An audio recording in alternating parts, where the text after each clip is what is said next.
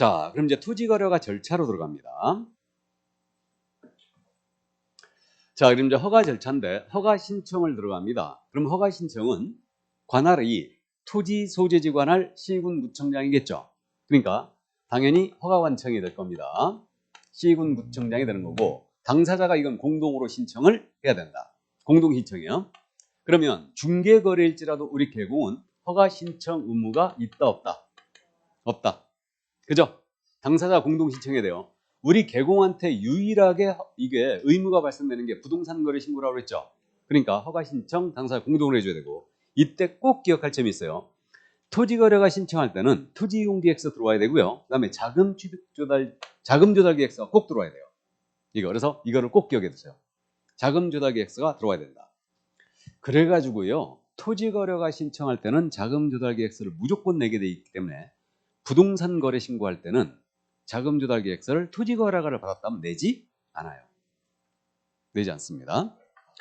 자, 그래서 이제 그 점 꼭 기억을 해 두시고요. 자, 이제 허가 신청 들어갔어요. 그러면 담당 공무원이 지체 없이 이거 조사 들어갑니다. 사진 촬영하여 보관도 하게 돼 있어요. 그래서 이렇게 돼 있고, 자, 그 다음에 이제 허가 불허가 처분 해주는데 허가 불허가 처분은 며칠 내에 준다? 15일이에요. 그래서 이게 민원 처리에 관한 법률에 따른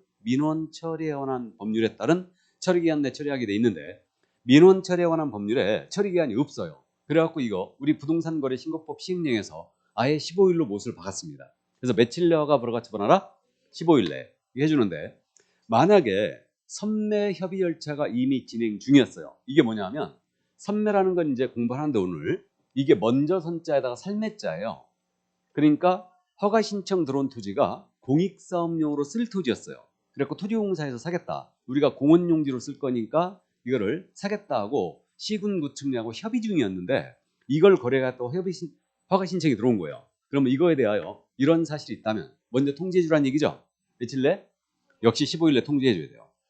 자, 그러면 15일 내 허가 불허가 처분해 줘야 되는데 선매가 진행 중이었다면 그 사실을 통지해 주는데 이런 걸 통지를 안 했다. 미통지했어요. 그럼 15일 내 통지를 안 하면 이 15일이 끝난 다음 날입니다. 끝난 날이 아니에요. 끝난 다음 날. 다음 날을 주의해야 돼요. 다음 날에 허가가 있는 것으로 본다. 다음 날에 동그라미 쳐놔야 되죠. 그러니까 이 15일이 끝난 다음 날에 허가가 있는 것으로 본다. 이랬습니다. 자, 그러면 이제 여기까지 가볍게 15일 내 허가 불허가 처분한다는 거 이해를 해 두시고 이때 허가 기준이 있습니다. 이제 허가 기준인데 허가 기준은 세 가지를 모두 충족해야 돼요. 그래서 1번에 맨 마지막에 실수요성이라고 써 있죠. 그다음에 한 장을 싹 넘기면 2번에 백삽 쪽에 맨 밑에 2번에 토지 이용 계획의 적합성이란 말 나와 있죠. 그다음 맨 마지막 3번에 면적의 적정성이라고 써 있죠. 이 세 가지를 충족해야지만 허가를 해준다. 자, 그럼 다시 갑니다. 실효성이에요.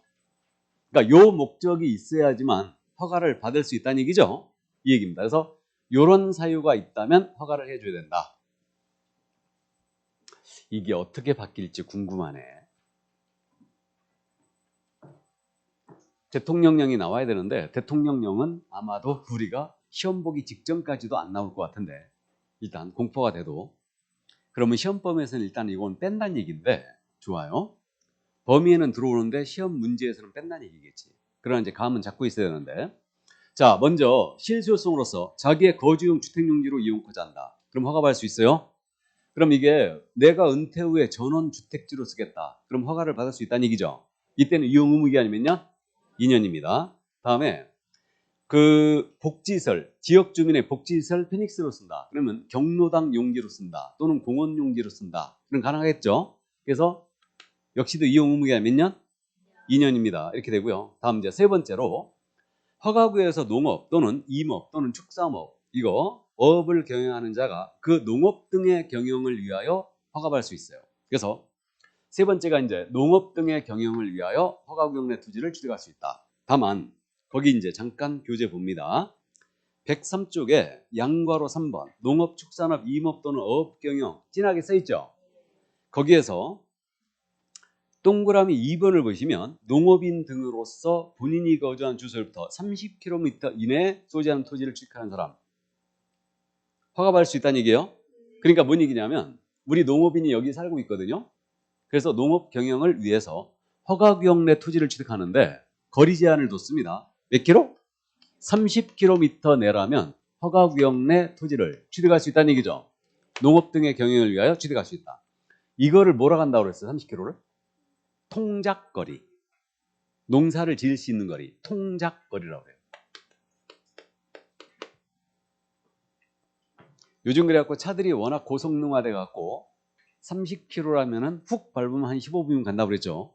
그래갖고 제가 그 얘기도 했습니다. 기차 타고 내려가다 보면 논 옆에 BMW 서 있더라. 그 누구 거다? 그 농업인 거예요. 그래서 어쨌든 좋습니다. 이게. 그래갖고 우리 행님도 그랬잖아요. 나한테 맨날 내러 간다고. 쓸데없는 강의하지 말고. 연봉이 나보다 더 세다니까. 우리 행이. 이게. 그래갖고 어쨌든 30km 내라면 취득할 수 있다. 그 다음에 이제 동그라미 3번인데 이번에 농지를 수용당했어요. 협의 양도하거나 수용된 농지에 대해서 대체 농지를 취득할 수 있죠. 그래서 대체 농지 취득은 3년 내 취득할 수가 있는데 허가구역 농지를 대체로 취득할 수가 있는데 이때는 거리 제한을 했어요. 3년 내에 몇 킬로? 80km 내라면 허가구역 내 농지를 대체 농지로 취득할 수 있습니다. 다만 이때 취득하는 농지는 종전 토지가 이하로만 취득할 수 있어요.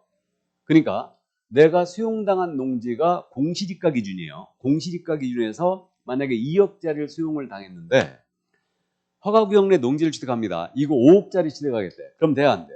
안 되죠. 그러니까 공시지가를 기준으로 했을 때 수용당한 농지 이하로다가 허가구역 내 농지를 취득할 수 있습니다. 이게 대체 농지 취득이에요.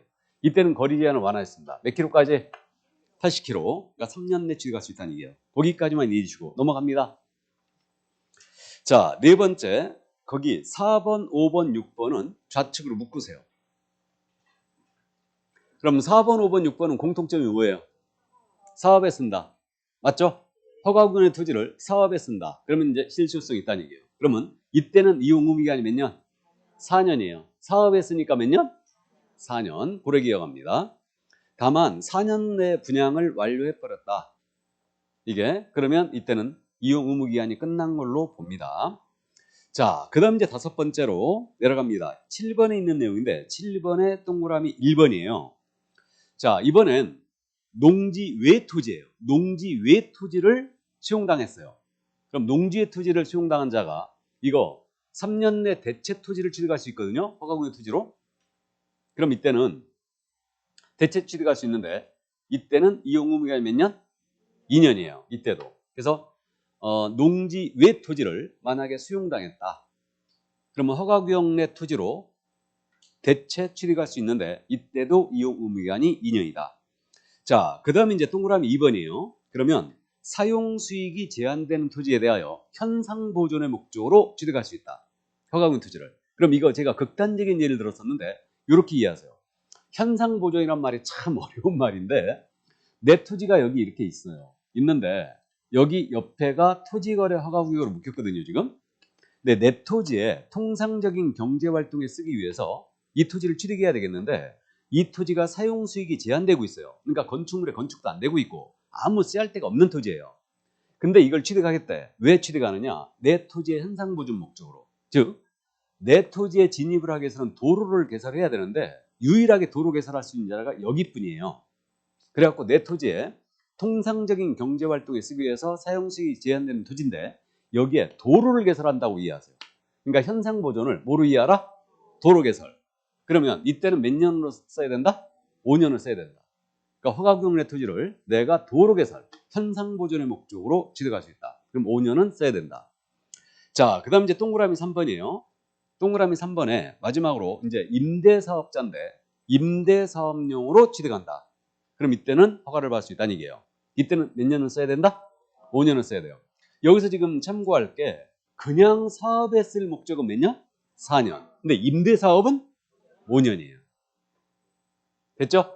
그래서 이제 이렇게 그래서 요게 바로 이제 실수요성이거든요. 요게 있어야지만 허가를 받을 수 있다. 그래갖고 이게 두 문자가 암기표에 거복농사 대연임 이렇게 돼 있죠. 거복농사 대현임 거북이 농사는 대박이다 이 얘기죠.